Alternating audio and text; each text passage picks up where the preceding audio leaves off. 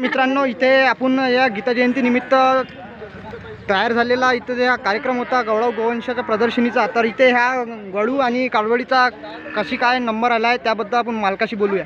तर नमस्कार दादा, सर्वप्रथम आपलं नाव सांगा। नमस्कार। सर्वप्रथम आपलं नाव सांगा। मंगेश छगनरावजी, तालुका आपलं गाव कोणतं आहे? तळेगाव रघुजी। तळेगाव रघुजी। तर हा जो वळू बघत आहे हा किती वर्षाचा आहे नेमका? ह्या 2 वर्षाचा आहे। 2 वर्षाचा। आणि याची आई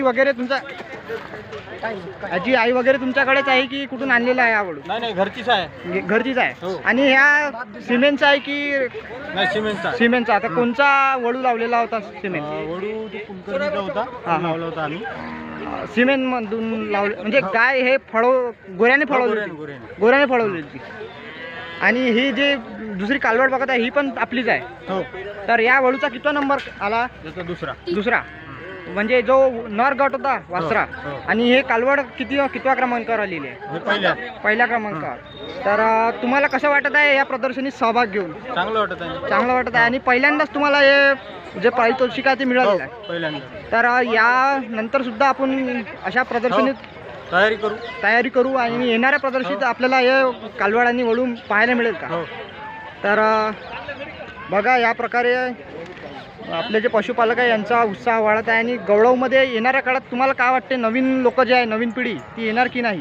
येणार ना, दुधाला जर भाव मिळाला, तर नक्की त्यांच्याशी आपण पुन्हा एकदा भेटू आणि यांच्या गाई वगैरे बघू। तर या कालवडची आई जी आहे ते किती दूध देते समजा? 11.5 लिटर। 11.5 लिटर। आणि ह्या वळूची? याची एक बहीण भाऊ आहे। तर धन्यवाद दादा। सर्वप्रथम आपला परिचय सांगा। तर आपण हा वळू गटात हा वळू आपल्या लावला होता गवळवचा। तर याचा कितवा क्रमांक लागलेला आहे? आता पहिला क्रमांक। आणि याआधी कोणकोणत्या प्रदर्शनात सहभाग झालेला? वर्धा जिल्ह्यामध्ये 3ऱ्या क्रमांकावर। 3रा क्रमांक याआधी आलेला होता। तर कसं वाटत आहे तुम्हाला पहिला क्रमांक या गीता जयंतीच्या महोत्सवात घेऊन? बस तेच खास वाटत आहे का आम्ही तसं बी यदुवंशातले आहे गवडी। आणि यदुवंशाचा एक उगम सुरू साहेब अजूनही आमच्याकडे, असा एक वेगळा आनंद वाटतो पहिल्या नंबर। तर किती आपल्याला रोख रक्कम याची पारितोषिकाची काय होती? मी तर बघितली नाही, काय तो काय 11,000 रुपये। 11,000 रुपये म्हणजे किंमत नसून ह्या आपला गवळवचा जो गोवंश सांभाळणारा पशुपालक आहे त्याचा एकदम उत्साह वाढत आहे। बरेच गाई तयार होईल, याचाच आनंद आहे। तर नक्कीच आपण येणाऱ्या काळात आपल्या अजून गाई आपण बघू। धन्यवाद।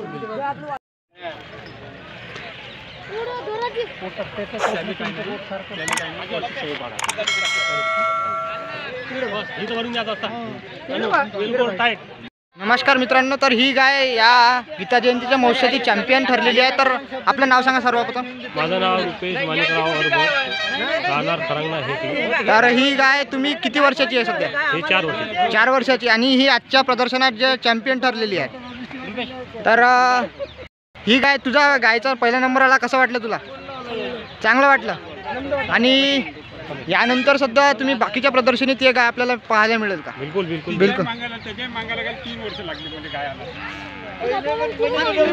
तर असं काय या गायमध्ये होतं की बाकीच्या गायीला मागं पाळती गाय चॅम्पियन बनली? गवळवचं वैशिष्ट्य म्हणजे हे नाकाचा धुरा, तुझी बाकी आहे ते गवळीचं पूर्ण वैशिष्ट्य आहे। तर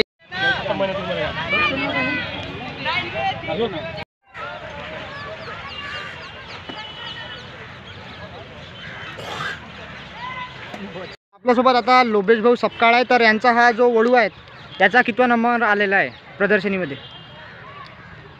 सांग ना।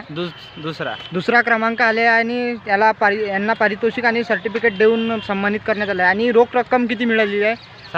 7,000 रुपये। दुसऱ्या क्रमांकावर हा वळू आलेला आहे। तर याच्या आईचं दूध नेमकं किती आहे? 7 ते 8 लिटर। 7 ते 8 लिटर आहे। आणि हा कृत्रिम रेत्रातून तयार झाला आहे की नैसर्गिक? नैसर्गिक। म्हणजे याचा जो वडू आहे हा तुमच्या गावा वगैरे मध्ये तिकडे होता। तर तुम्हाला कसं वाटलं सहभाग घेऊन या गीता जयंतीच्या महोत्सवात? चांगलं वाटलं। आणि यानंतर सुद्धा आपला वळू हा बाकीच्या प्रदर्शनामध्ये पाहायला मिळेल का? हो। तर धन्यवाद। अशाच प्रकारे चॅनलवर व्हिडिओ बघण्यासाठी माझा आदित्य संतोषरावजी पाटील नाव. तर ही कालवड आपण या प्रदर्शनात आणली होती. हो. तर कितवा नंबर आला या कालवडचा? चौथा नंबर. आणि किती वर्षाची कालवड आहे हे 6 महिने. आणि ती आई जी आहे ती आपल्या घरीच आहे की? हो. किती लिटर दूध देते? ते देते 2 लिटर. 2 लिटर एका टाइमला. हो. आणि ही कोणत्या वळूची आहे की सिमेंटची आहे? हे वडूची आहे. वळूची आहे. कोणचा माहिती आहे का नाव वगैरे? नाही, नाव नाही.